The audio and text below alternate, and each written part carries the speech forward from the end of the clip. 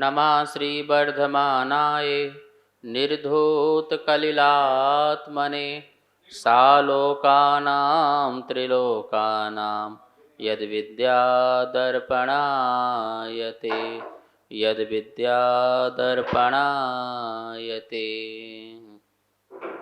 रत्नकंडक श्रावकाचार परम मांगलिक ग्रंथ है।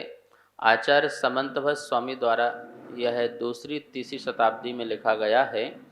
150 इसमें श्लोक हैं। संस्कृत इसकी भाषा है। रत्नत्रय का इसमें वर्णन है और साथ ही श्रावक की चर्या और 11 प्रतिमाओं का इसमें बताया गया है। तीसरा अधिकार चल रहा है सम्यक चारित्र का, और यहाँ पर जो चारित्र का लक्षण है आज वो बताएंगे। जो श्लोक नंबर है 49 श्लोक नंबर है। आप लोग इसका उच्चारण कर सकते हैं यदि याद हो, और इसका उच्चारण करके इसके अर्थ को भी समझते हैं।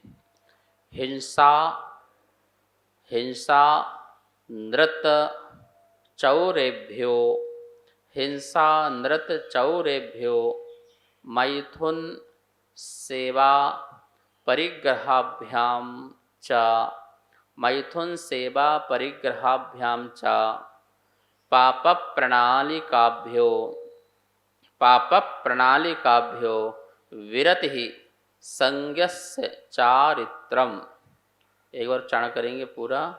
हिंसा नृत चौरेभ्यो मैथुन सेवा परिग्रहाभ्याम च पाप प्रणालिकाभ्यो विरति संज्ञस्य चारित्रम। चारित्र की परिभाषा बताई है। एक एक शब्द का अर्थ समझेंगे। हिंसा हिंसा, अनृत नृत झूठ, चौरेभ्यो चोरी, मैथुन कुशील सेवा, परिग्रहाभ्याम परिग्रह, ये 5 पाप प्रणालिकाभ्यो पाप की नाली के समान पापों के आने के कारण हैं। इनसे विरति संज्ञस्य, इनसे विरक्त होना, चारित्रम चारित्र है।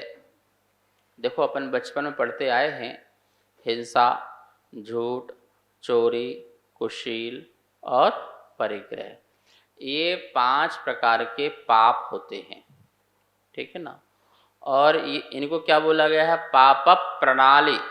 प्रणाली मतलब नाली, पाप की नाली। नाली से जैसे गंदगी आती है, ठीक है ना, गंदगी बहती है और वो हमारे जीवन को नुकसानदायक होती है। तो बोले ऐसे ही ये 5 पापों की गंदी नाली है, जहाँ सतत ही जो है पाप का अर्जन होता रहता है।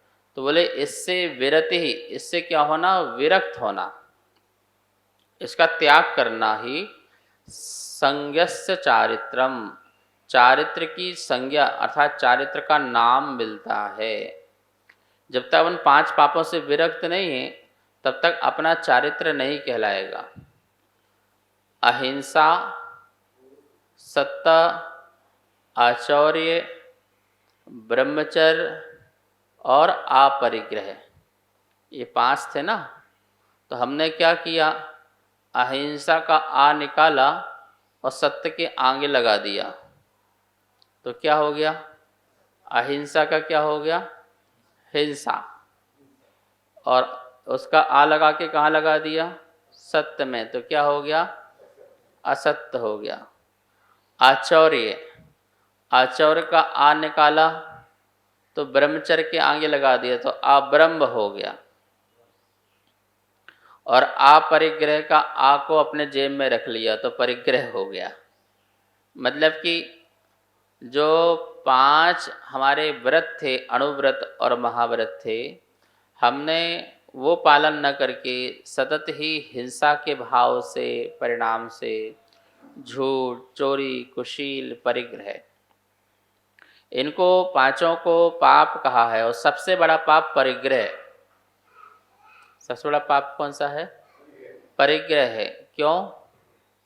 परिग्रह के कारण व्यक्ति हिंसा भी करता है, उसके कारण झूठ भी बोलता है, चोरी भी करता है और गलत काम भी करना प्रारंभ कर देता है।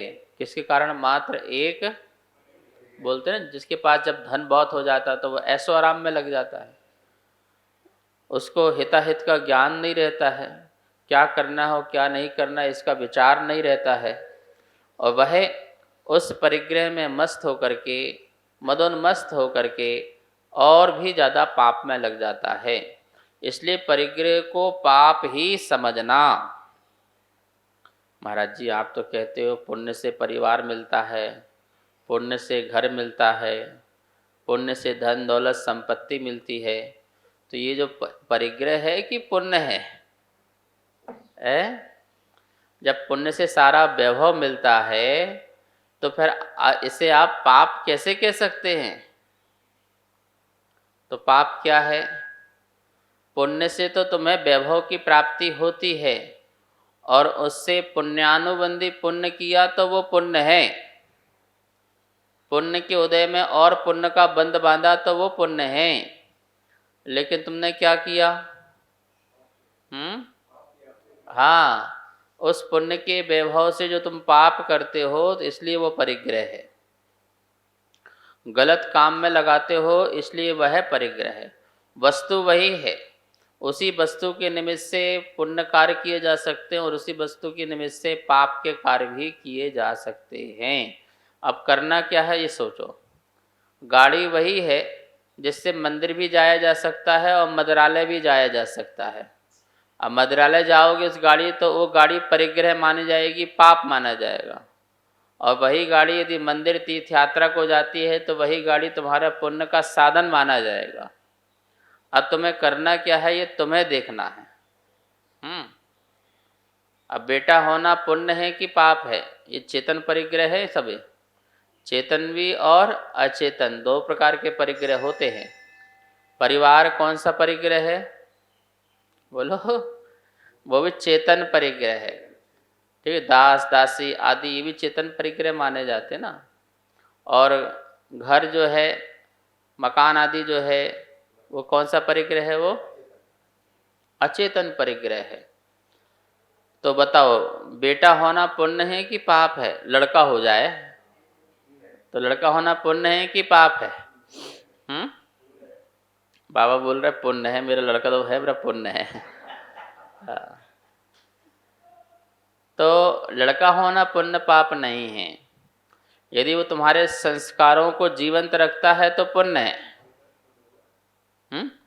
तुम्हारे धर्म को बचा के रखता है, तुम्हारे धर्म का पालन करता है और करवाता है तो क्या है? पुण्य है। और यदि वो तुम्हें धर्म भ्रष्ट करता है, पाप में लगता है, तुम्हें दुखी देता है, तुम्हारी आज्ञा में नहीं चलता है, तो बोलो क्या है फिर? वो तुम्हारे लिए शत्रु बन के आया है। पुत्र बन के भी पिछले भाव में कोई बैर होगा तो वो पुत्र बन के आके तुम्हें परेशान कर रहा है, तुम्हें दुखी कर रहा है। तो पुत्र पैदा होना फिर पुण्य का उदय कहाँ रहा? कौन सा उदय है वो तो पाप का उदय है। ठीक है ना। तो वो इसलिए मैं कह रहा हूँ चेतन अचेतन जो भी पदार्थ हैं उसे पुण्य पाप से नहीं जोड़ो। कब जोड़ो? यदि वह साधन मेरे अच्छे कार्य में कारण है तो वो पुण्य है, और नहीं तो क्या है? वो क्या है? पाप है। परिग्रह नाम क्या है? परि मतलब चारों तरफ से, जो परिक्रमा, मंदिर में क्या लगाते हैं? परिक्रमा, क्रम से चारों ओर घूमना, इसका नाम क्या है? परिक्रमा। और परिग्रह का नाम क्या होगा? परिग्रह। ग्रह जानते ना, 9 ग्रह क्या होते हैं? शनि ग्रह, मंगल ग्रह, राहु ग्रह, केतु ग्रह। लोग आके बोलते महाराज किसी पंडित ने बताया है, मैं बड़े ग्रह से ग्रसित हूँ। शनि ग्रह ने परेशान कर रखा है, किसी ने मंगल ग्रह ने, किसी ने केतु ग्रह ने। मैंने कहा कोई ग्रह किसी को परेशान करते ही नहीं है। क्या बात कह रहे हैं महाराज जी, सारे ग्रह परेशान कर रखे हैं, पंडित जी ने बताया है। भैया जैन का ज्योतिष पढ़ लो। जैन का ज्योतिष क्या कहता है? जितने भी ये ग्रह हैं ये सूचक हैं, कारक नहीं हैं। क्या है? अब घड़ी टाइम बता रही है तो मेरा टाइम थोड़ी बर्बाद कर रही है, वो तो सूचक है, समय बता रही है कि इतना बज चुका है, बस इतना समय चला गया, इतना समय से इस बात की है। सूचक है, सूचना देने वाला। समय खराब नहीं करना, अच्छा करना, ये किसके हाथ में है? ऐसे ही ग्रह जो हैं वो सूचक हैं। क्या देते हैं? सूचना देते हैं। ग्रह चाल चल रही है और एक गणित मैथमेटिक्स से वो हमको सूचना देते हैं, उसके माध्यम से हम सूचना ले लेते हैं। वो देते भी कहाँ, हम ले लेते हैं अपने गणित से। कारक नहीं है, कारक हमारे कर्म हैं। क्या हैं? जैसे कर्म का उदय आता है वैसा हम कारक करते हैं। हम ही स्वयं कारक है, हमारा पुरुषार्थ ही हमारा स्वयं का कारक है। इसलिए हम ग्रह की शांति नहीं करते हैं, अपने कर्मों की शांति करते हैं। हमें पता चल गया शनि ग्रह के निमित्त से कि इस प्रकार से आने वाला है समय है, तो हम शनि ग्रह को शांत नहीं करते। तो और तुम क्या शांत कर पाओगे? वो तो अनादि से घूम रहा है। क्या हो रहा है? अनादि से घूम रहा और अनंत काल तक घूमता रहेगा। तुम क्या शांत करोगे उसे? कि क्या तुम पूजा पाठ से उसे टस से मस कर दोगे? क्या उसकी आभा खत्म कर दोगे? क्या करोगे बताओ? कुछ भी नहीं कर सकते चेंजिंग। ठीक है ना? हम अपने आप को चेंजिंग करते हैं भक्ति भाव से, तो सूचना को कलेक्ट करते हैं और अपने को ठीक कर लेते हैं। तो सबसे बड़ा ग्रह क्या है? परिग्रह। क्या है? चारों तरफ से जो हमें ग्रहण लगा के रखे। क्या करके? सूर्य ग्रहण होता है ना, चंद्र ग्रहण होता है, तो उस समय असली सूर्य चांद दिखते नहीं है, राहु केतु इनको छिपा देते हैं। ठीक है ना? तो असली सूर्य चांद दिखते नहीं है। ऐसे ही ये भौतिक पदार्थ के ममत्व भाव से हमारी आत्मा में चारों ओर से ग्रहण लग जाता है। क्या लग गया? ये तुम जितना चेतन अचेतन परिग्रह जोड़ के रखे हो, तो ये क्या है? ये ग्रहण ही तो है जो हमारे आत्म स्वभाव को प्रकट नहीं होने दे रहे हैं, हमारी क्षमा को प्रकट नहीं होने दे रहे हैं, हमारे करुणा भाव को प्रकट नहीं होने दे रहे, हमारे मोक्ष मार्ग को, रत्नात्रय को जो हम प्रकट कर सकते हैं वो प्रकट नहीं कर पा रहे हैं। किसके कारण? कौन सा है? बोलो। परिग्रह। एक और शब्द होता है परिवार। वार समझ में आता है? वर्ल्ड वार है। तो परिवार का मतलब हुआ चारों तरफ से जहां वार पड़ते हैं वो क्या है? वो परिवार है। इसलिए मुनिराज का कोई परिवार नहीं, इसलिए कोई वार नहीं, कोई युद्ध नहीं, कोई परिग्रह नहीं, इसलिए कोई ग्रहण नहीं। ठीक है ना? हम तो परिक्रमा लगाते हैं। क्या करते हैं? जिन्हें भगवान के चारों तरफ रहते हैं और आनंद लेते हैं। तो पांचों पापों में सबसे बड़ा पाप कौन सा है? लोभ पाप का बाप। ये परिग्रह के कारण लोभ होता है। ठीक है ना? इसी कारण हिंसा होती है, चोरी होती है, कुशील होता है, परिग्रह होता है। ये इसलिए परिग्रह को महापाप की नाली, जहां से हिंसा झूठ चोरी सब बहकर आ रहे हैं मेरे पास, और मेरी आत्मा का जो स्वभाव है अहिंसा, उसे नष्ट कर रहे हैं। और एक अहिंसा का पालन कर लिया जाए तो सारे पाप छूट सकते हैं। धम्मो मंगल मुखिट्टम अहिंसा संयमो तबो देवावी तस्पड़मंती जस धम्बे सयामणो। अहिंसा धम्बो मंगल मुखिट्टम। अहिंसा धर्म ही मंगल है और उत्कृष्ट है। जिसका पालन किससे होगा? संयमो तवो। संयम और तप से ही अहिंसा का पालन हो कर सकता है। संयम है तो अहिंसा का पालन, और तप है तो मतलब अहिंसा वो नदी का जल है जिसके दो तट हैं। कितने तट हैं? कौन कौन से? एक संयम और एक तप। संयम तप रहेगा तो बीच में अहिंसा का जल बहता रहेगा।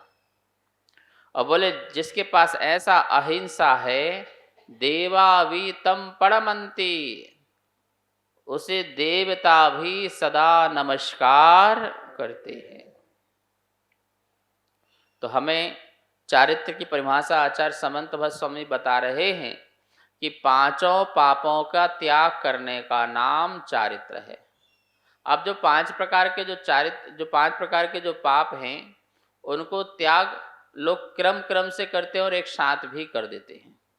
मुनि बन जाएंगे तो पूर्ण हिंसा त्याग, पूर्ण झूठ का त्याग, चोरी का त्याग, कुशील का त्याग और पूर्ण परिग्रह का त्याग मुनि बन करके, तो ये उत्कृष्ट चारित्र हो जाएगा, सकल चारित्र हो जाएगा।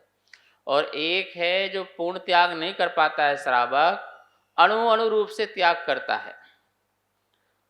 नाम है ना अनुव्रत, महाव्रत, दो नाम है ना। महान व्रतों को, बड़े बड़े व्रतों को बोलते हैं महाव्रत, जहां पूर्ण त्याग हो गया।